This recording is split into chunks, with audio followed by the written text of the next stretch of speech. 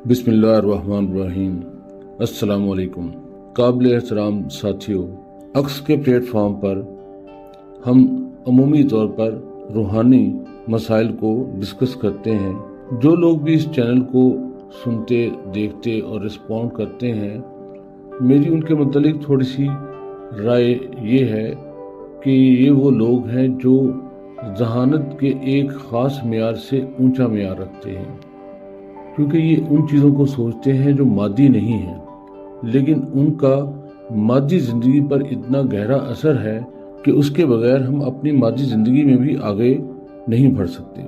उनमें ऐसे लोग भी हैं जो हमारे रेगुलर लिसनर्स हैं या व्यूअर्स हैं और उनके ज़हनों में कुछ सवाल पैदा होते हैं। उन्होंने अपने कुछ कमेंट्स में अपने सवालात भेजे।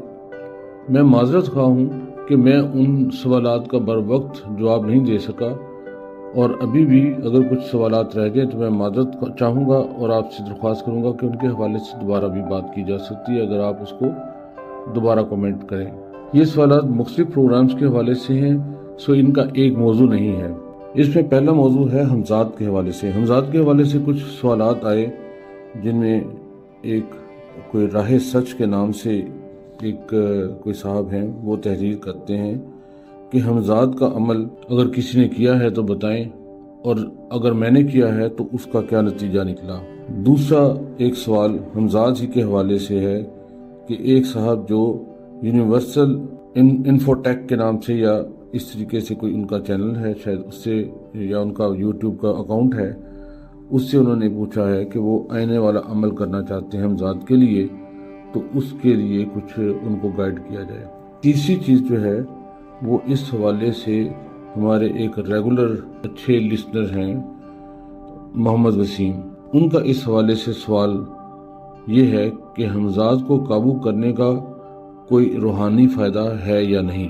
तो इस सिलसिले में अर्ज़ है जिन्होंने सवाल किया कि हमजाद का अमल किसी ने किया भी है या नहीं, राह सच के नाम से ये रकम तराज हैं, और मेरे हवाले से उन्होंने पूछा।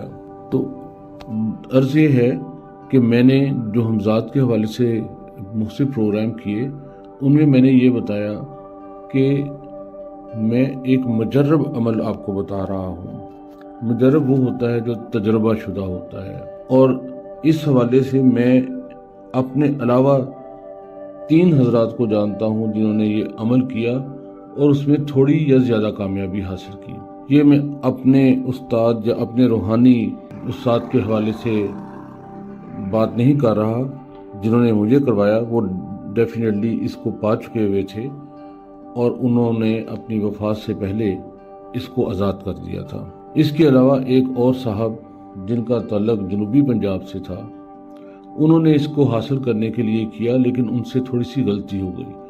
वो हमजाद को बुलाने में कामयाब हो गए, सामने आ गया हमजाद, लेकिन वो एक शर्त पूरी ना कर सके, जिसकी वजह से उनकी तवज्जो में खलल पैदा हो गया। और वो ये हुआ कि उनके जिस जगह पर उन्होंने ये अमल किया वो एक गोदाम था जिसमें गंदम वगैरह भी पड़ी हुई थी। क्योंकि वो जिम्मेदार इंसान थे, ज़मीनें वगैरह थी और किसान थे और एग्रीकल्चर का उनका बिजनेस था, तो वहाँ पर कुछ अनाज की बोरियां पड़ी हुई थीं, और उनको ऐसा महसूस हुआ, बल्कि उन्होंने देखा कि एक चूहा कोई एक तरफ से निकला और दूसरी तरफ को भाग गया। उनकी तवज्जो उस चूहे की तरफ हुई तो उनका अमल बेकार हो गया। सो यहाँ पर जो मैं तवज्जो और इर्तिकाज़ की बात करता हूँ, उसके हवाले से ये सामने आया। इसके अलावा एक साहब ने इनको काबू किया, वो सामने ले आए। उसके बाद उन्होंने उससे शराइत तय की, और उन शराइत में एक जगह जाकर उनसे थोड़ी सी कमी रह गई, और उस हमजाद ने उनको परेशान करना शुरू कर दिया। और वो परेशानी इस हद तक बढ़ती चली गई कि ना उनको दिन को चैन था, ना रात को सुकून था। उनके सारे काम बिगड़ने शुरू हो गए, और उनके घर वाले भी इस बेसुकूनी में उनके साथ शामिल हो गए। तो वो बड़ी मुश्किल पेश आई। उसके बाद वो ये ख्वाहिश रखते थे कि वो इससे आज़ादी हासिल कर लें, और इस आज़ादी की खातिर उन्होंने सफ़र किया मुख्तलिफ जगह पर। आखिर में मरी के करीब पतियाटा के पास सुरासी सैयदा जगह है, वहाँ पर हज़रत बाबा लाल शाह उनके चिल्लागाह पर انہوں نے درخواست پیش کی تو وہ اس سے علیحدگی حاصل کر پائے۔ اس کا مزید احوال میرے علم میں نہیں ہے، لیکن جو ہے وہ میں نے آپ کو بتا دیا۔ میں نے بھی یہ عمل کیا اور میں کامیاب ہوا اس کو پانے میں، لیکن چونکہ میں بھی پہلی دفعہ پا رہا تھا تو میں نے احتیاط یہ کی کہ میں اس کو ایک مقررہ وقت تک کے لیے حاصل کروں، اور میں نے اس کے ساتھ مختصر وقت کا تعین کیا، اور اس کے اندر میرے تجربات بہت بہتر رہے۔ میں نے اس کو کوئی ایسا کام نہیں کہا جس پر میرا ضمیر مطمئن نہیں تھا۔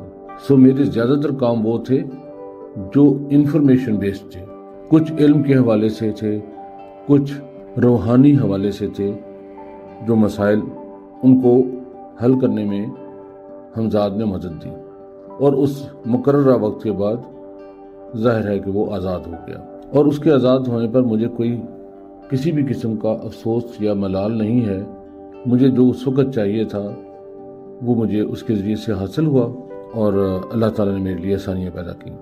اس میں محمد وسیم صاحب آپ کے سوال کا جواب آپ کو مل گیا ہوگا کہ اس کے روحانی فوائد حاصل ہوتے ہیں۔ آپ بہت کچھ مراقبے آپ معلوم کر سکتے ہیں کہ یہ مراقبے کون کون سے کرنے چاہیے اور اس سے کیا فائدہ حاصل ہوں گے، اور اس میں کیا احتیاطی تدابیر اختیار کرنی چاہیے۔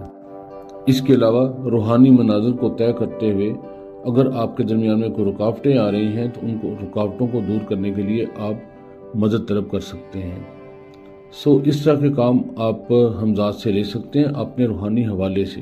میرے استاد محترم نے اس حوالے سے ایک بہت اہم مراقبے کو حاصل کیا تھا، جس کی تفصیل ہم کسی مستقبل کے پروگرام میں بتائیں گے انشاءاللہ تعالی، اور نہ صرف اس کی تفصیل بتائیں گے بلکہ اس مراقبے کو کرنے کا ہم طریقہ بھی آپ کے ساتھ شیئر کریں گے۔ پھر جن صاحب نے آئینے والا عمل کے ذریعے سے حمزاد کو قابو کرنے کا عمل دریافت کیا ہے اور مدد طلب کی ہے، ان سے درخواست ہے کہ وہ کومنٹس میں آئیں، اپنا نام یا نمبر لکھیے، ان کے ساتھ ہم علیحدہ رابطہ کریں گے، کیونکہ ایسی چیزیں ہم پبلکلی نہیں کریں گے۔ ہم ان کے ساتھ علیحدہ بات کر کے پھر ہم دیکھیں گے کہ کیا ان میں وہ قابلیت آ چکی ہوئی ہے۔ اگر آ چکی ہوئی ہے تو انشاءاللہ ہم ان کی بالکل مدد کریں گے اس معاملے میں۔ اس کے علاوہ بھی کچھ کویسچن آئے جو اتنے اہم ہیں کہ ان کے اوپر علیحدہ نشست ہونی چاہیے۔ ہم ان اہم سوالات پر اگلی نشست پہ بات کریں گے، لیکن میں جاتے جاتے صرف بتا دوں کہ وہ کویسچن استغراق مراقبے یا ارتکاز کے حوالے سے ہیں، اور اس کے علاوہ بندش اور تصور سے اس کا خاتمہ، اور اس کے علاوہ اور بھی دلچسپ کویسچن ہیں جو اسی استقامت کے حوالے سے ہیں اور تصور کے قائم کرنے کے حوالے سے ہیں۔ تو انشاءاللہ اگلی نشست پہ ہم اس پہ بات کریں گے۔ اللہ تعالی ہم سب کا حامی و ناصر ہو۔ شکریہ۔ اللہ حافظ۔